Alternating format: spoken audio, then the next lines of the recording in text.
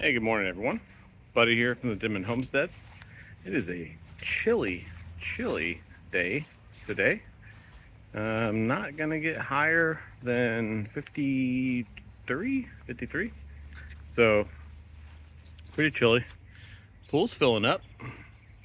I have it filling up for a couple of hours every single night.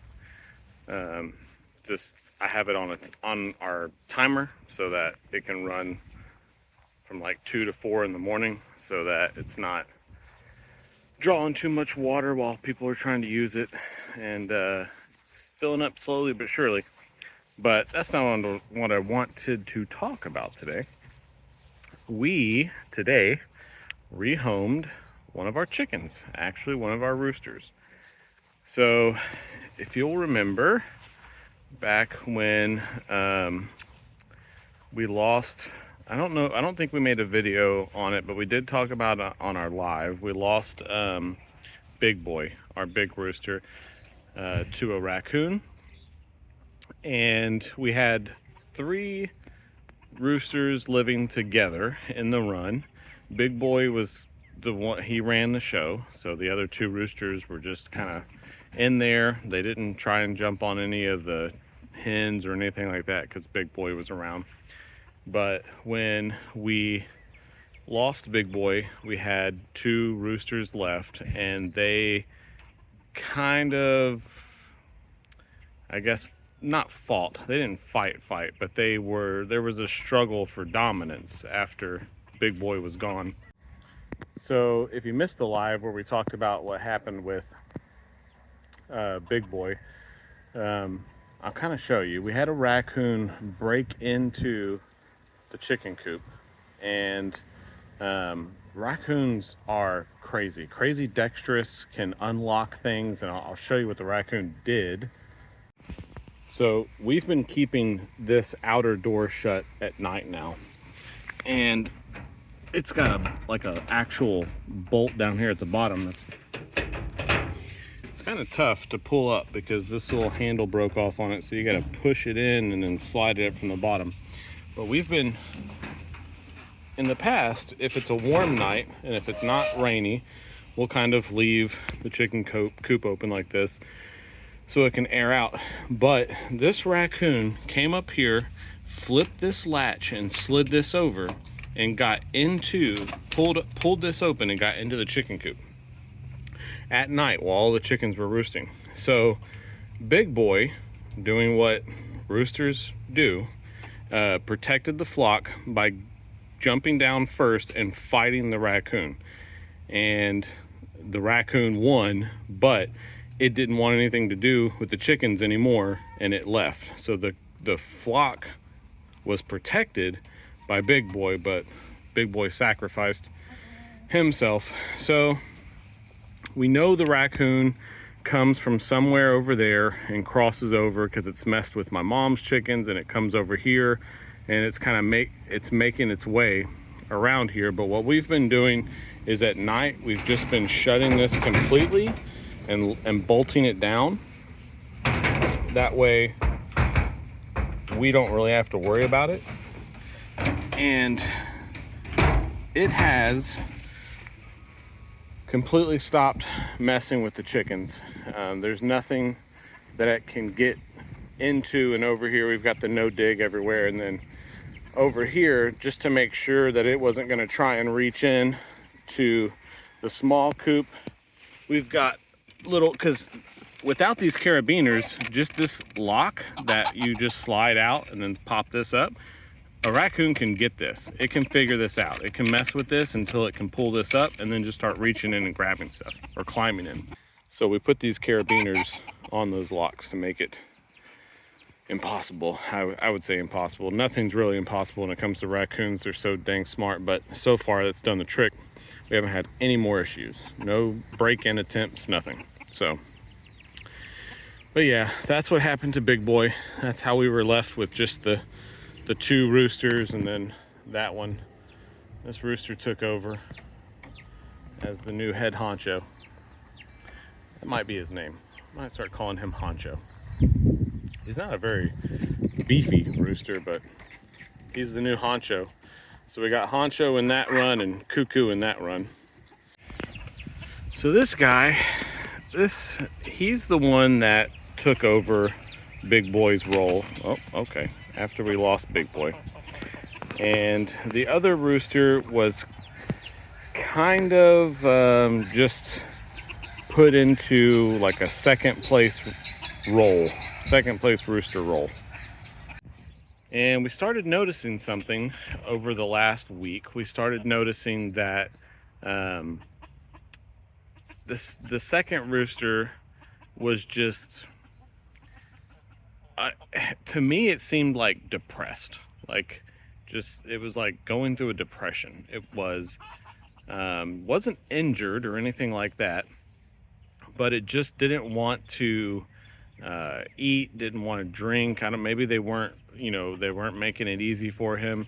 He kind of hung out by himself. He was still part of the flock, and he still would go into the coop with them and everything until a couple days ago.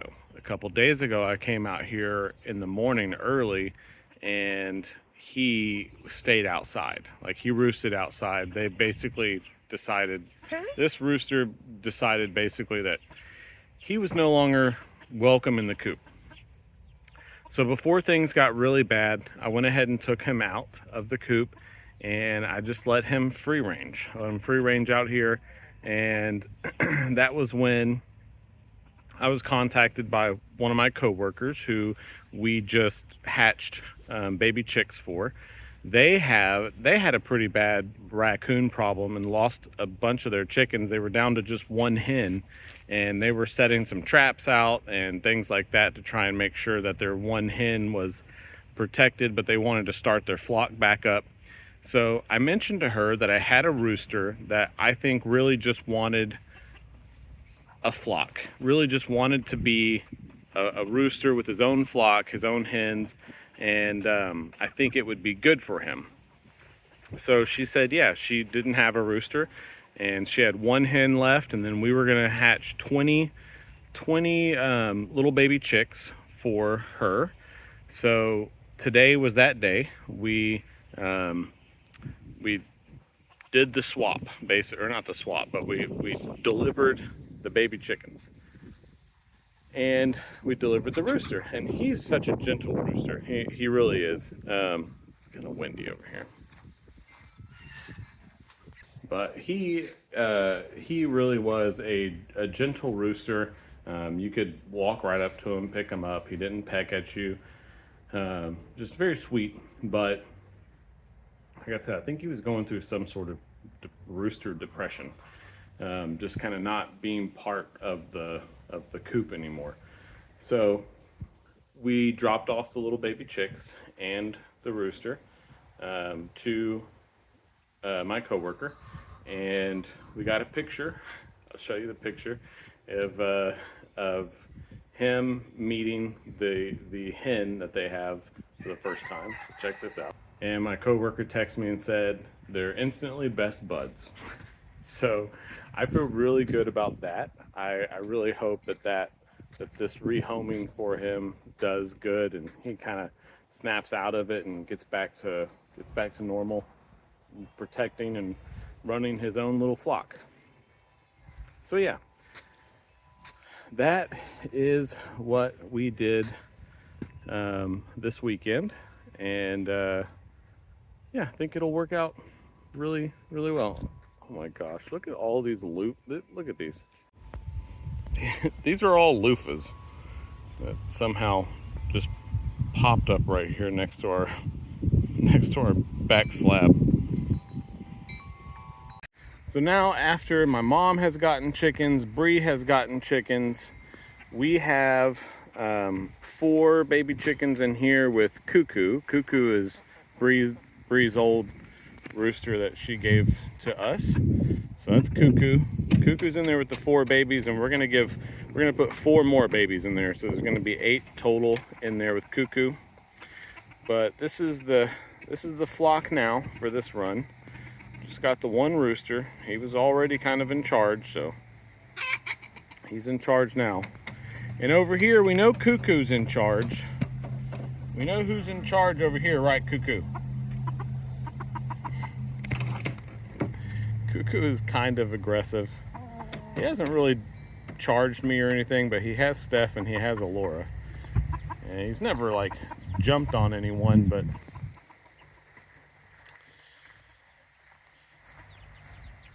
there's the babies he's taking care of.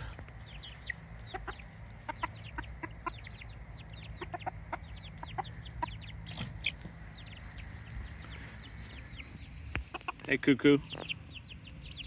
Got a little naked neck right there. So that's the 4 babies that Cuckoo's taking care of right now, and he's about to get 4 more babies. We'll put them out here as soon as it warms up a little bit. They're inside the barn right now.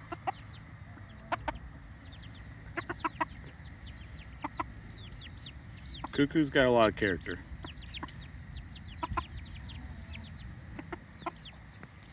That naked neck. It's like a little turkey. A little puffball on his head.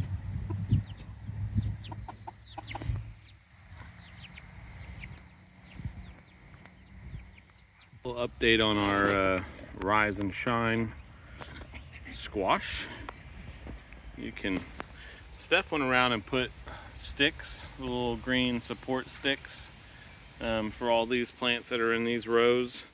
And you can kind of see, so this Rise and Shine, this is the one that we've talked about grows up instead of out like a normal squash. You can kind of see how it's doing that already, kind of growing up.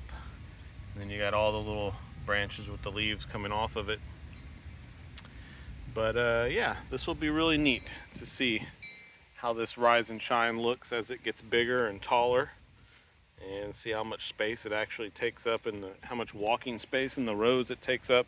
This typical yellow crookneck squash, summer squash, they get huge. I mean, they take up a lot of space once they're big and putting off a lot of squash. So we'll see how these Rise and Shine summer squash do this year. And over here, look, we got lots of flowers, but not just flowers. We have lots of berries. We got lots of blackberries popping up already all over this plant. These are going to be nice big blackberries if we can get them before the birds. That's the trick. You got to get them before the birds. I don't see anything that's turned red yet. They're all still green, but lots of flowers, lots more coming. Can't wait to get some blackberries. And then our blueberry bush is also going nuts. It's got these little clusters of blueberries all over them. So that is super cool. And then, oh, let me go show you the grapes. Look at all these little clusters.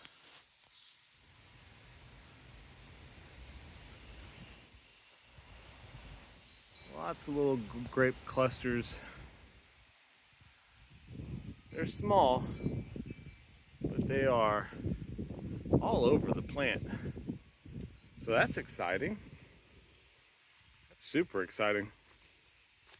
It's starting to kind of look like a jungle over here on the side garden. All that cilantro is falling over and going to flower. The sunflowers are getting pretty tall already. They have really shot up. But yeah, it is a jungle over here in the side garden. And then you can see